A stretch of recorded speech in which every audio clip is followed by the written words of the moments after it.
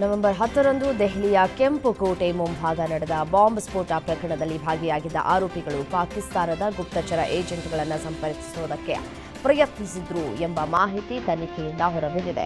ಆರೋಪಿಗಳು ghost sim ಕಾರ್ಡ್ಗಳನ್ನು ಮತ್ತು ಸಂವಹನ ಆಪ್ಗಳನ್ನು ಬಳಸಿದ್ರು ಎಂಬ ಶಾಕಿಂಗ್ ವಿಚಾರ ತಿಳಿದು ಬರ್ತಾ ಇದೆ. ಈ ಬಾಂಬ್ ಸ್ಫೋಟದಲ್ಲಿ ಡಾಕ್ಟರ್ ಸೇರಿ ಹಲವು ವಿದ್ಯಾವಂತರು ಭಾಗಿಯಾಗಿದ್ದರು. ಇವರು ಭದ್ರತಾ ಸಂಸ್ಥೆಗಳ ಕಣ್ತಪ್ಪಿಸುವುದಕ್ಕೆ ಡ್ಯುಯಲ್ ಫೋನ್ ತಂತ್ರವನ್ನ ಬಳಸಿದ್ರು ಅಂತ ತಿಳಿದು ಬಂದಿದೆ.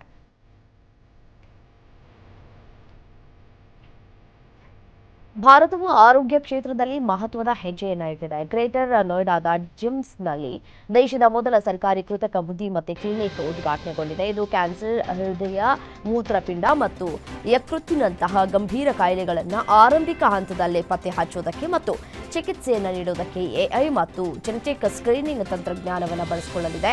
ರೋಗಿಗಳ ಡೇಟಾವನ್ನು ವಿಶ್ಲೇಷಿಸಿ ರೋಗಗಳನ್ನು ಊಹಿಸುವುದಕ್ಕೆ ಇದು ಸಹಾಯ ಮಾಡುತ್ತೆ.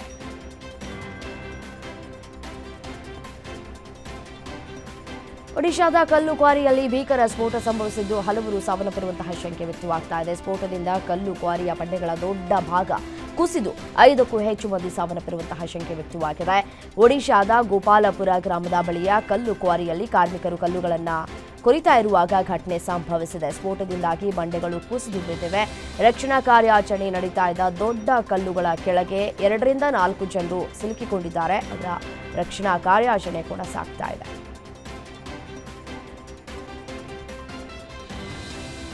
ವಿಮಾನಗಳಲ್ಲಿ ಪವರ್ ಬ್ಯಾಂಕ್ಗಳ ಸುರಕ್ಷಿತ ಬಳಕೆಗಾಗಿ ಹೊಸ ನಿಯಮಗಳನ್ನು ವಾಯುಯಾನ ಇಲಾಖೆ ಜಾರಿ ಮಾಡಿದೆ.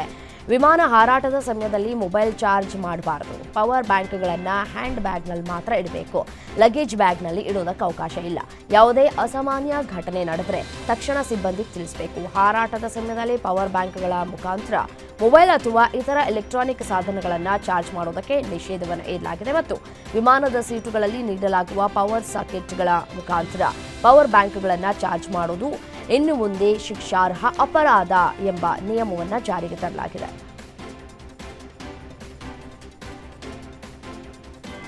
ಭಾರತೀಯ ರೈಲ್ವೆಯು ವಂದೇ ಭಾರತ್ ಸ್ಲೀಪರ್ ರೈಲನ್ನು ಪರಿಚಯಿಸ್ತಾ ಇದೆ. ಸದ್ಯದಲ್ಲಿಯೇ ಪ್ರಧಾನಿ ಮೋದಿ ಅವರು ಉದ್ಘಾಟಿಸಲಿದ್ದಾರೆ ಅಂತ ರೈಲ್ವೆ ಸಚಿವ ತಿಳಿಸಿದ್ದಾರೆ.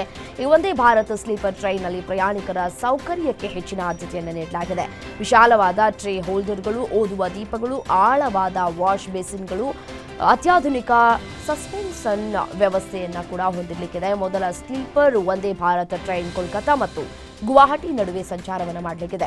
ಪ್ರಯಾಣಿಕರ ಅನುಕೂಲಕ್ಕಾಗಿ ಈ ರೈಲಿನಲ್ಲಿ ವಿಶಾಲವಾದ ಟ್ರೇ ಹೋಲ್ಡರ್ಗಳು, ನೈರ್ಮಲ್ಯಕ್ಕಾಗಿ ಆದ್ಯತೆಯನ್ನು ನೀಡಲಾಗಿದ್ದು ನೀರು ಹೊರಗೆ ಚಿಮ್ಮದಂತೆ ವಿನ್ಯಾಸಗೊಳಿಸಲಾಗಿದೆ.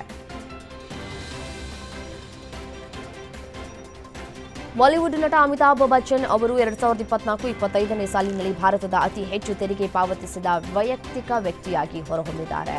ಅಮಿತಾಬ್ ಬಚ್ಚನ್ ಈ ವರ್ಷ ಸುಮಾರು 350 ಕೋಟಿ ರೂಪಾಯಿ ಆದಾಯ ಗಳಿಸಿರುವ ಇವರು 120 ಕೋಟಿ ರೂಪಾಯಿ ತೆರಿಗೆಯನ್ನ ಪಾವತಿಸಿದ್ದಾರೆ. ಈ ಮೂಲಕ ಕಳೆದ ವರ್ಷದ ತೆರಿಗೆ ಪಾವತಿಯಲ್ಲಿ 69% ಹೆಚ್ಚಳ ಕಂಡಿದ್ದಾರೆ.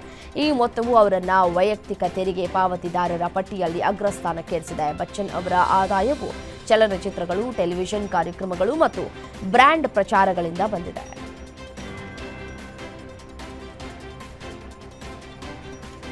ಬಿಜೆಪಿ ಆಡಳಿತದಲ್ಲಿ ಪಿಂಪ್ರಿ ಚಿಂಚ್ವಾಡ್ ಪುರಸಭೆಯಲ್ಲಿ ಭ್ರಷ್ಟಾಚಾರ ನಡೆದಿದೆ ಅಂತ ಆರೋಪ ಮಾಡಿದ ಮಹಾರಾಷ್ಟ್ರದ ಉಪಮುಖ್ಯಮಂತ್ರಿ ಅಜಿತ್ ಪವಾರ್ ವಿರುದ್ಧ ಮಿತ್ರಪಕ್ಷ ಬಿಜೆಪಿ ವಾಗ್ದಾಳಿಯನ್ನು ನಡೆಸಿದೆ. ಅಜಿತ್ ಪವಾರ್ ಆತ್ಮವಿಮರ್ಶೆಯನ್ನು ಮಾಡಿಕೊಳ್ಬೇಕು ಅಂತ ಬಿಜೆಪಿ ಅಧ್ಯಕ್ಷ ರವೀಂದ್ರ ಚವಾಣ್ ಕಿಡಿಕಾರಿದ್ದಾರೆ. ಅಜಿತ್ ಪವಾರ್ ನೇತೃತ್ವದ ಎನ್ಸಿಪಿ ಆಡಳಿತಾರೂಢ ಮಹಾರಾಷ್ಟ್ರ ಸರ್ಕಾರದಲ್ಲಿ ಬಿಜೆಪಿಯ ಮಿತ್ರಪಕ್ಷವಾಗಿದೆ. ಆದರೆ ಇದೀಗ ಪರಸ್ಪರ ಆರೋಪ ಪ್ರತ್ಯಾರೋಪದಲ್ಲಿ ಎನ್ಸಿಪಿ ಬಿಜೆಪಿ ನಾಯಕರು ತೊಡಗಿದ್ದಾರೆ. ಜನವರಿ 15ರಂದು ನಡೆಯಲಿರುವ ಪುರಸಭೆ ಚುನಾವಣೆಗೂ ಮುನ್ನ ನಡೆದಿರುವಂತಹ ಈ ಬೆಳವಣಿಗೆ ಬಹಳ ಕುತೂಹಲಕ್ಕೆ ಕಾರಣವಾಗ್ತಾ ಇದೆ.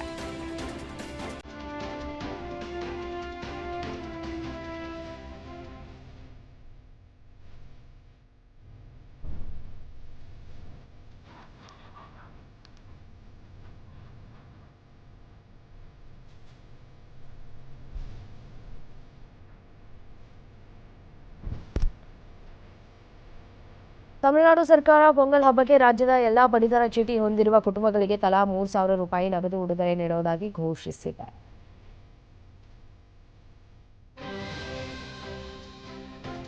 ತಮಿಳುನಾಡು ಸರ್ಕಾರಿ ನೌಕರರಿಗೆ ಕೊನೆಯದಾಗಿ ಪಡೆದ ವೇತನ ಶೇಕಡಾ 50ರಷ್ಟನ್ನು ಮಾಸಿಕ ಪಿಂಚಣಿಯಾಗಿ ನೀಡುವ ಹೊಸ ಪಿಂಚಣಿ ಯೋಜನೆಯನ್ನು ತಮಿಳುನಾಡಿನ ಸರ್ಕಾರ ಘೋಷಣೆಯನ್ನು ಮಾಡಿದೆ. ಸಾಹಿತ್ಯ ಸಮ್ಮೇಳನದ ಕಾರ್ಯಾಧ್ಯಕ್ಷ ವಿನೋದ್ ಕುಲಕರ್ಣಿ ಮೇಲೆ ಕಿಡಿಗೇಡಿಗಳು ಏಕಾಏಕಿ ದಾಳಿ ನಡೆಸಿರುವಂತಹ ಘಟನೆ ಮಹಾರಾಷ್ಟ್ರದ ಸತಾರದಲ್ಲಿ ನಡೆದಿದೆ. ಅಪರಿಚಿತ ದುಷ್ಕರ್ಮಿಯೊಬ್ಬರು ವಿನೋದ್ನನ್ನ ಅಡ್ಡಗಟ್ಟಿ ಅವರ ಕಣ್ಣು ಮತ್ತು ಮುಖಕ್ಕೆ ಕಪ್ಪು ಪುಡಿಯನ್ನ ಎಸೆದು ಹಲ್ಲೆಯನ್ನು ನಡೆಸಿದ್ದಾರೆ. ಈ ಹಲ್ಲೆಯನ್ನು ತೀವ್ರವಾಗಿ ಖಂಡಿಸಿರುವಂತಹ ಮಹಾರಾಷ್ಟ್ರದ ಲೋಕೋಪಯೋಗಿ ಸಚಿವ ಶಿವೇಂದ್ರ ಸಿಂಹ ಭೋಸಲೆ ಇದು ಹೇಡಿತನದ ಕೃತ್ಯ ಅಂತ ಕಿಡಿಕಾರಿದ್ದಾರೆ. ಕಾರ್ನಲ್ಲಿ ಬಂದ ದುಷ್ಕರ್ಮಿಗಳು ಕಾರಿನ ಮೇಲೆ ಏಕಾಏಕಿ ಗುಂಡಿನ ದಾಳಿ ನಡೆಸಿರುವಂತಹ ಘಟನೆ ಗಾಜಿಯಾಬಾದ್ನ ನಂದಗ್ರಾಮ್ ಪೊಲೀಸ್ ಠಾಣಾ ವ್ಯಾಪ್ತಿಯಲ್ಲಿ ನಡೆದಿದೆ. ಬಲೇನೋ ಕಾರಿನ ಮೇಲೆ ಗುಂಡಿನ ದಾಳಿ ನಡೆದಿದೆ.